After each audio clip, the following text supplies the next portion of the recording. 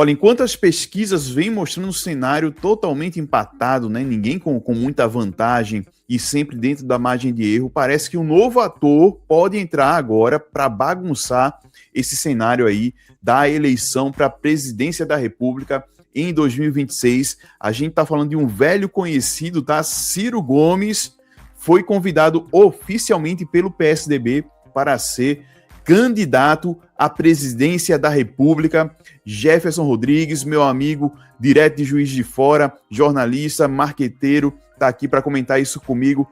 Jefferson, isso vai dar um reboliço aí em tudo que estava se desenhando na campanha eleitoral até agora, né? A gente começar usando a trend, né, que viralizou, será? Seria uma... Fomos surpreendidos novamente, né, pelo cenário político. Eu não me lembro, me ajuda aí, do nome do Ciro ter entrado em nenhum momento sendo cogitado para disputar a presidência esse ano. Pelo menos recente, não, esse ano não, nada. A gente não teve... Não temos esse levantamento público, né? Perfeito. Por quê? A gente não viu nenhuma testagem que pudesse dizer assim, pô, o Ciro aparece bem nas pesquisas, ele foi citado muito bem nas espontâneas. Então, assim, a gente não tem esse, publicamente, né, esse dado. E aí, se ele surge agora, qual o impacto que poderia ter? Ele causaria, de fato, um rebuliço ali na organização de forças ou não? Eu acho que e é difícil a gente... O Ciro vem de eleições presidenciais. Na última, ele terminou em quarto, né? Ele meio que ele derreteu a Simone Tebet, passa ele, termina mais bem colocada. Pelo PDT, partido à esquerda. Eu enxergo o PDT centro-esquerda por causa de alguns quadros, mas enfim. Agora ele viria pelo PSDB, né? Retornando ao seu primeiro partido, que é um partido mais de centro. Se a gente pegar historicamente o governo Fernando Henrique, que é a vitrine do PSDB, é algo mais de centro. Com um pezinho até na esquerda por algumas questões, né? Mas, enfim, como é que seria essa repaginada de partido? O Ciro, que já passou por diversos partidos, que é bélico, né? Ele tem opiniões, às vezes. O que ele poderia causar?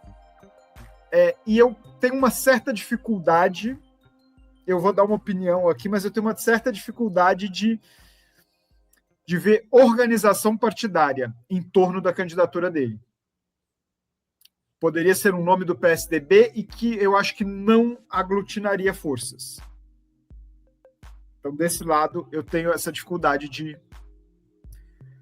Por outro lado, ele poderia se tornar uma alternativa claramente para eleitores independentes. Sim. Aquela turminha que nas pesquisas tampa o nariz para todo mundo que está aparecendo hoje, talvez ele possa se tornar uma... Opa, mas espera aí, o Ciro... É difícil a gente imaginar como se comportaria, mas eu coloco isso, ele poderia ser essa alternativa. Último ponto que eu destacaria do Ciro é que, diferente de um Ronaldo Caiado, de um Romeu Zema, terceiro e quarto colocados, respectivamente, nas pesquisas, o Ciro já é conhecido nacionalmente. Ele larga com essa vantagem do ponto de vista de... Ele não precisa mais se apresentar. Isso. Pula essa etapa. Eu arrisco dizer que o Ciro é mais conhecido que Flávio Bolsonaro. Sim. Então, ele tem essa... Mas, ao mesmo tempo, ele vem de uma eleição em 22, onde o resultado não foi tão legal para ele. Então, ele teria que passar por uma repaginada muito grande na forma de se apresentar para o eleitor. Dá tempo. E inclusive, repaginada que ele tentou fazer na última eleição, né? Ele veio com trazendo... tentando ali uma repaginada que no final acabou não dando certo. Né? Eu lembro até de algumas peças dele em relação, fazendo alusão aí a Star Wars, fazendo uma pegada meio geek, assim, o Ciro Geek, mas o fato é que não pegou. Um ponto importante que você falou aí é que ele pode sim ser uma opção para quem está torcendo o nariz. A gente falou sobre pesquisa Meio Ideia recentemente, que mostra que 51% do eleitorado ainda pode mudar o voto. Ainda não escolheu em quem votar. Então, é uma parcela grande da população. Mas antes da gente continuar, vamos ver o vídeo, né, que surpreendeu todo mundo, o anúncio do Aécio Neves, de que o PSDB está convidando o Ciro, lembrando que é um convite que o partido está fazendo ao Ciro, para que ele seja candidato à presidência da República. Na tela para você ver. Agradeço a manifestação do governador Ciro Gomes, que o Brasil inteiro conhece. E o Brasil é muito maior do que a soma de Lula e Bolsonaro. A partir desse momento, o PSDB oferece ao debate nacional a figura qualificadíssima, preparada e corajosa de Ciro Gomes. Obrigado. Tá, Jefferson, ele fala justamente aqui que o Brasil não é muito maior do que Lula e Bolsonaro. Então ele fala claramente com quem não está, pelo menos, confortável em escolher um desses dois lados. Né? Ele faz esse apontamento para o Centrão. O outro detalhe que eu quero falar, por isso que eu deixei até o vídeo aí na tela, é a cara do Ciro. É uma impressão minha, eu queria saber de você. Ele pareceu empolgado nesse vídeo com esse convite, Jefferson? Não, ele está extremamente... Parece até uma coisa que foi feita sem nenhuma combinação prévia, ele é pego de surpresa com essa declaração e ele fica meio, né?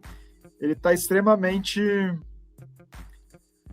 muito sério e, né? Fiquei com essa impressão também. E aí, quando o PSDB fez a publicação no Instagram, a gente vê que a resposta do Ciro ao convite, a resposta oficial, né? Ela também pode não ser exatamente o que o PSDB está esperando, né? De acordo com a publicação, Ciro Gomes respondeu ao convite destacando que vai avaliar com muito respeito a proposta feita, considerando suas responsabilidades com o Ceará. E aí, Jefferson, será mesmo que Ciro está disposto a vir para essa batalha? Então, vamos lá. O Ciro está liderando as pesquisas para o governo do Ceará. Sim. Em todos os cenários apresentados, com margem maiorzinha, menorzinha, mas enfim, ele está liderando. O Ceará é governado pelo PT já há um bom tempo, numa aliança que até tinha o Ciro ali, depois teve o rompimento, mas enfim. O Ciro, PSDB, ele vem para tentar romper isso, né? Figura histórica do PSDB cearense, o Tasso Gereissati, também teve nessa costura para levar o Ciro e colocá-lo como candidato ao governo, sempre foi ali, mas muita gente de bastidor olhava para a saída do Ciro para o PSDB e tudo, olhava meio que assim, será que viria uma candidatura à presidência? As coisas, como eu te falei, nunca houve comentários públicos e sinalizações públicas, então... Mas, assim, hoje a gente tem um cenário de que, friamente, me parece muito mais fácil para o Ciro uma campanha ao governo do Ceará e um retorno a um cargo público eletivo a partir disso. Governador, né? Não é exatamente. Pouca coisa. E que governador queria executar ações, queria botar políticas na rua e que ajudaria, de repente, a uma maior projeção, da imagem dele para daqui a 4 anos. Sim. O Ciro ainda é novo. Quando a gente já tocou nesse ponto, quando a gente pode ter um esfriamento das duas figuras aí que hoje dominam a polarização. Perfeitamente. E por questão de saúde mesmo, por questão de idade, etária. Então, Lula e Bolsonaro tendem, daqui a 4 anos, estarem mais ausentes do palco e ficar mais nos bastidores, né? E aí o Ciro, empoderado por um bom governo no Ceará, seria ali um nome natural para a candidatura à presidência da República, como o Tarcísio já é, né? Como a gente já pensa no Tarcísio para daqui a 4 anos ser um pré-candidato. É o mesmo aí cálculo, à presidência. né? O cálculo do Tarcísio é o mesmo. É fugir dessa briga desse momento. Isso, então, a gente tem esse cenário. Para o Ciro é muito mais confortável do que entrar numa disputa presidencial agora, que, a princípio, e justamente princípio mesmo, nós estamos muito longe parece já muito bem desenhada. A gente sabe, não vou excluir aqui diversos fatores que podem influenciar, que podem mudar todo o jogo.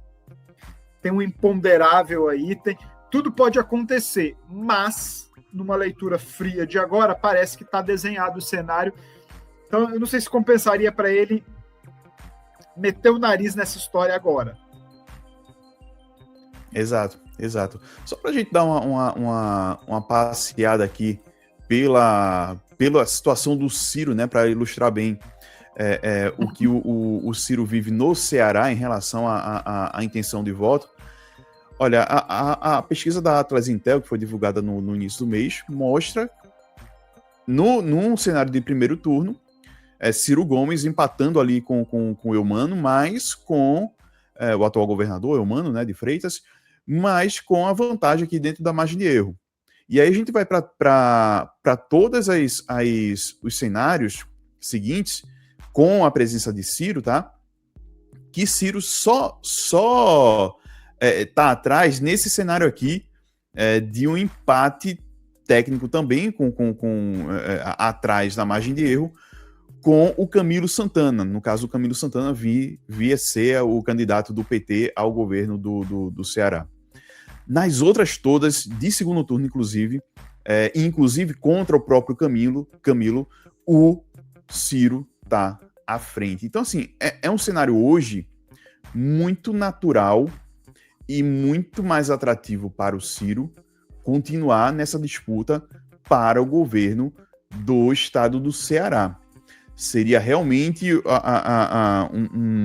uma aposta muito, muito dura que ele teria que fazer, recuar nessa pré-campanha que ele vem fazendo no Ceará, pelos números até o momento bem feita, né? Porque ele tá liderando, e que não teria garantia alguma de vitória. Talvez para o PSDB seria um ponto importante aí, para algum tipo de negociação aí no segundo turno, né? Mas, fora isso, pensando no Ciro, a gente não vê uma atratividade aí para que ele desista do Ceará para tentar uma candidatura à presidência da República nesse ano. O fato, Jefferson, é que hoje todas as pesquisas nacionais, né, de intenção de voto para presidente, mostram empate técnico, com o Flávio ali ligeiramente à frente dentro da margem de erro. Um cenário que a gente já apontou aqui que pode até caminhar para uma vitória em primeiro turno de um ou de outro, do Flávio ou do Lula, por conta do tamanho da polarização, mas a presença do Ciro nesse cenário, na minha opinião, significa a gente encerrar a especulação sobre primeiro turno. Aí a eleição iria para um segundo turno, entendeu? Por conta do Ciro, não que o Ciro vá para o segundo turno, mas nenhum candidato atingiria aí os 50% de mais um votos na eleição, né? E aí, na pior das hipóteses nossas aqui, pelo menos uns 4% de votos o Ciro sairia. Sim. Então, de fato, ele mata a chance de um resultado em primeiro turno. Eu tenho uma consideração para fazer que eu vou deixar para o final. E ele pega, só para pontuar isso que você falou, esse percentual que ele tira dos dois lados, né? O Ciro tá aí entra a pergunta que eu ia tiraria... te fazer, inclusive. O Ciro tira voto dos dois lados, né? Dos dois lados, exatamente. Esse Porque é o ponto. até então, vou jogar para você o que eu venho falando muito aqui do que a direita tem muita gente disputando o voto e o Flávio pode sofrer o problema do quê? Do Caiado se mostrar alguém viável e o Caiado começar a tirar votos do Flávio. Sim. E eu também falei num vídeo que o Lula estava muito confortável porque era ele. A obrigação do Lula seria ir para cima dos independentes, do centro, dos eleitores de centro, e tentar segurá-los para garantir a vitória, o que ele fez em 22. Então agora eu jogo para você. Quando a gente bota Ciro Gomes nesse cenário, ele bica dos dois lados, né? O Tucano vai bicar do... Exatamente, o Tucano, né, com o seu longo bico, vai bicar dos dois lados. É inevitável, é alguém que vai tramitar pelo público, pelo eleitor conservador e pelo eleitor progressista. O Ciro, ele conversa com esses dois públicos. O Ciro, ele tramita bem por esses dois espectros, né, da política, embora o tramitar ele não signifique ser um preterido, ou aliás, ser uma escolha natural para esses dois pontos, para esses dois espectros. Resumindo, a gente necessariamente em voto, né? Exato. Resumindo, a gente tem um Ciro que tende sim a fazer uma campanha que vá conversar com os dois extremos e fatalmente vai tirar votos de um e do outro, né? E aí a gente vem para aquela conta básica de que o Ciro disputando, tirando votos do Lula, tirando votos do Flávio, e a gente ali com alguma candidatura, aliando isso, né? Alguma candidatura mais à direita, seja o Caiado ou o Zema, que continue até ao final, e um teto do Lula já muito bem estabelecido, a gente não consegue enxergar, nesse cenário com o Ciro, uma vitória de alguém no primeiro turno. A eleição teria, sim, um segundo turno. Eu quero fechar o raciocínio agora. A gente tem vídeos aí que a gente passou por Gilberto Kassab, vamos das articulações do Kassab. Já falamos de Valdemar Costa Neto. Ontem passamos, né, num vídeo aí, Ciro Nogueira. Então, colocamos aí muitos atores políticos que não necessariamente são campeões de votos, pelo contrário. Às vezes tem votações até modestas ali, só o suficiente para ganhar, enfim, mas que dominam o xadrez político. São os caras que estão jogando o xadrez político. Exato. Né? E aí hoje eu quero trazer para esse vídeo aqui, embora um pouquinho mais atrás, inclusive por questões partidárias, não é alguém que comanda um partido há décadas, como o Valdemar, né? como Ciro Kassab, que fundou, então, são donos do partido, mas eu trago aqui para o jogo a figura do Aécio Neves, que assume o comando do PSDB e começa um trabalho de reconstrução que muita gente achava que o PSDB estava morto.